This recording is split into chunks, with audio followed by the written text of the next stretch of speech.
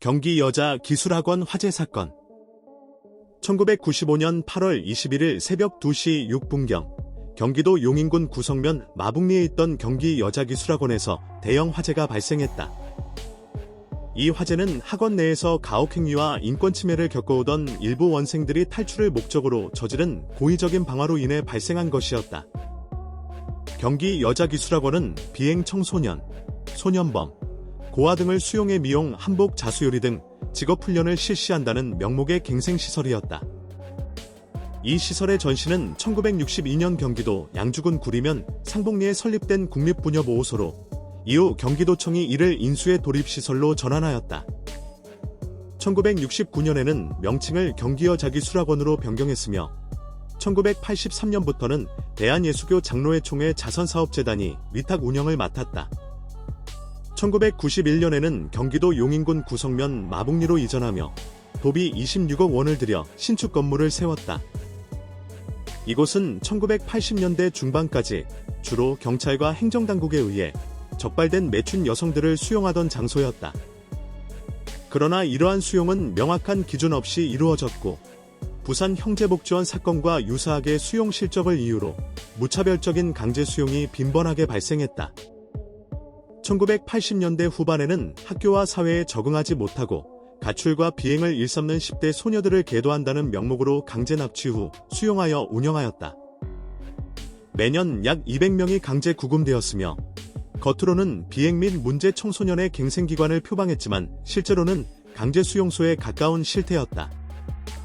사고 직전 기준으로 기술학원 전체 원생 수는 138명이었고 이 가운데 매춘 여성은 전체의 8.7%에 해당하는 12명에 불과했다. 나머지는 부모의 의뢰로 입소했거나 가출 후 방황하다가 청소년 상담요원 등을 통해 수용된 비행 청소년들이었다. 1962년 설립 이후 33년간 이 시설을 거쳐간 원생 수는 총 4,985명이었고 이 중 자격증을 취득한 인원은 1,018명이었다. 학원 측은 말을 듣지 않으면 구타와 욕설을 하고 편지를 검열했으며 기숙사 문과 창문에는 쇠사슬과 쇠창살을 설치하는 심각한 인권 침해를 일삼았다. 학원 외부 담장에는 철조망과 전자감응식 장치가 설치되었고 외부에는 경비견과 청원경찰을 배치해 탈출을 철저히 차단했다. 교육 과정 또한 원생들의 종교나 개인적 배경과 무관하게 주간 및 야간 예배 시간을 강제로 정해 신앙교육과 정신교육을 실시하는 방식이었다. 이 같은 문제는 이미 사건 이전부터 여러 차례 표면화된 바 있었다. 1994년 1월에는 시설의 강압적인 교육과 통제에 불만을 품은 원생 2명이 방화를 저지른 뒤 탈출을 시도하다 경찰에 구속되는 사건이 발생했다. 같은 해 3월에는 당시 21세였던 백모 양이 경기도를 상대로 강제 수용 처분 취소 청구 소송을 제기했다. 백양은 소장에서 기술학원에 강제 수용되는 것은 불법이라고 주장했으며 이에 대해 학원 측은 윤락소녀와 가출 소녀들의 잘못된 가치관을 교정하기 위한 교육기관이며 보호자의 동의를 받아 입소시키고 있다고 반박했다. 백양은 소송 제기 후 퇴소했지만 이 소송은 1년 뒤 발생한 대형 화재 참사의 예고편과도 같았다. 그리고 1995년 8월 21일 새벽 결국 참사가 발생했다. 원생 10여 명이 사감을 담요로 덮어 포박한 뒤 탈출을 목적으로 기숙사에 불을 질렀다. 불은 침실 등 8개 장소에서 동시에 발생했으며 이는 출입문이 열릴 것을 기대한 계획적인 방화였다. 그러나 불길은 순식간에 번졌고 유독가스가 발생하면서 상황은 걷잡을 수 없이 악화됐다.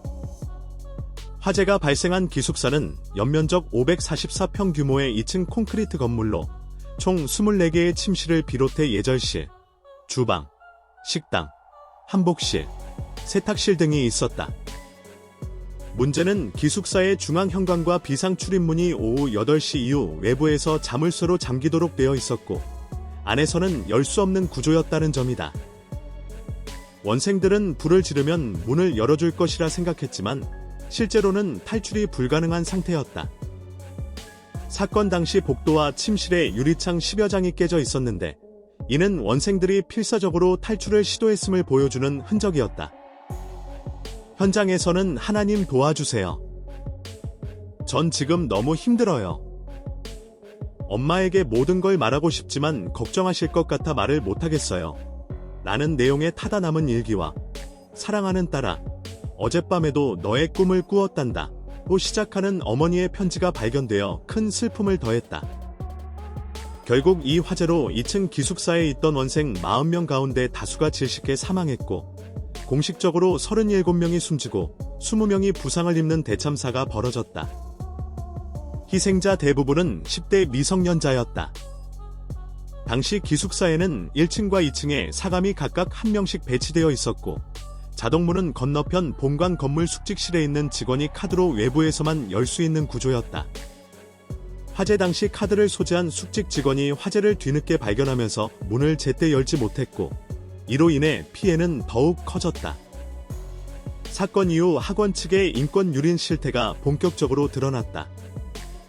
편지 검열, 개폐 불가능한 쇠창살 설치, 군대식 점호와 통제, 외출 외박 면회 전면, 금지 등 지나친 통제는 원생들의 극심한 반발과 절망을 불러왔고, 이는 결국 참사의 원인이 되었다. 특히 다수의 미성년자를 율랑 여성들과 같은 공간에 수용하는 등 무분별하고 주먹구구식 운영 실태도 문제로 지적되었다. 경기 여자기술학원은 1962년 도립부녀보호소로 출범하여 1966년 서울 상봉동에서 경기 여자기술학원으로 재개원했으며 1983년부터는 기독교 자선단체가 위탁 운영했다. 1992년 동두천 분원을 통합해 용인으로 이전했으며 경기도는 매년 약 11억 원의 운영비를 지원했다. 그러나 교육기관으로서의 실효성에 대한 논란은 끊이지 않았고, 유사한 문제를 겪던 서울시립여자기술원은 1994년 이미 폐쇄된 바 있었다. 37명의 희생자를 낸 경기여자기술학원은 화재 사건 이후 즉각 폐쇄되었다. 법원은 원장과 직원들에게 각각 징역 1년 6개월에서 2년, 집행유예 3년을 선고했고, 방화에 가담한 원생 17명 가운데 축법 소년인 13세 1명을 제외한 16명은 소년부로 송치되었다. 해당 시설은 사건 이후 무기한 폐쇄되었다가 1997년 경기광역세일센터가 들어섰으며, 현재는 경기 IT 여성 새로일하기 센터로 명칭이 변경되어 경기도 일자리재단 남부사업본부, 경기도 여성능력개발센터 등 여러 기관이 함께 운영되고 있다.